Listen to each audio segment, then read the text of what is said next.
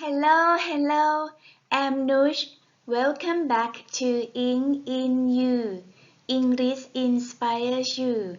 Just put your heart into learning English. Today, I'd like to share something useful with all of you, but I have a question to ask you first. Have you ever had a question in your mind about how you can speed up learning English or other languages? If you have thoughts like that, how we can learn them faster? So this information that I'm going to tell you today is very useful for you and me, especially if we want to learn any language quickly, easily, and effectively. And I also want to get the same result as you. I know you would like to know it. Let's go to see how to learn any language in 6 months. These information that I'm going to share with you come from Chris Lonsdale theories. He is a psychologist, linguist, and educator, and he can speak Chinese and French.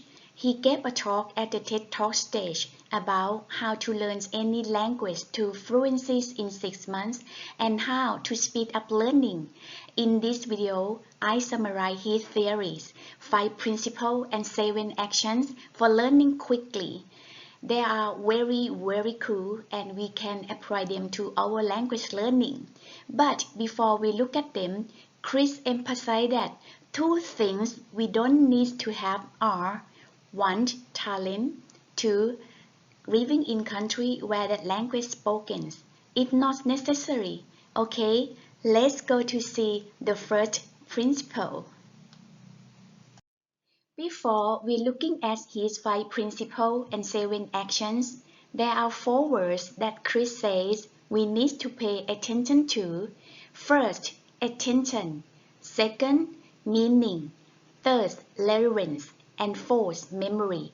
Especially when we talk about learning, these 4 words are very important. Why? Because they are interconnected.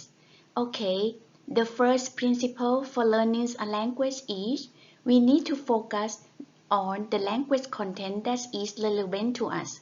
What does it mean? Let's say I work as a nurse at an international hospital. What do I have to learn any? Of course, I have to learn vocabulary words or useful expressions like patient interview and taking history in English so that I can communicate with foreign patients. So focus on the language content that's concerned with our job. Okay, let's move on to the second principle. The second principle for learning a language is to use the language that we learn as a tool to communicate right from day one. Chris said he had a chance to go to China and he didn't speak a word of Chinese, but one day on his journey on the train, he spent all night chatting with one of the guards. The Chinese guards tried to communicate by drawing pictures and making movements with his hands and facial expression. Little by little, Chris understood more and more. 2 weeks later, when people were talking Chinese around him, he understood some words even though he hadn't made any efforts to learn Chinese. He said he absorbed it that night on the train. This brings us to the third principle. Let's go to see it. When we first understand the message, we will acquire the language unconsciously. It's called comprehensible input. This is Stephen Krashen's theory. Comprehension is the key. Let's say when we listen to English conversations, watch English movies, or speak English at work every day, sometimes we don't understand what words, English structures, or English forms are, but we can understand the message. That means we acquire the language unconsciously.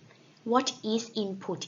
Input could be English conversations, English movie, or any sound of English, and so on. What about the fourth principle? The first principle for learning a language is that learning a language is not about accumulating lots of knowledge. It's not about learning grammar, even though we're really good at it. It's about theological training.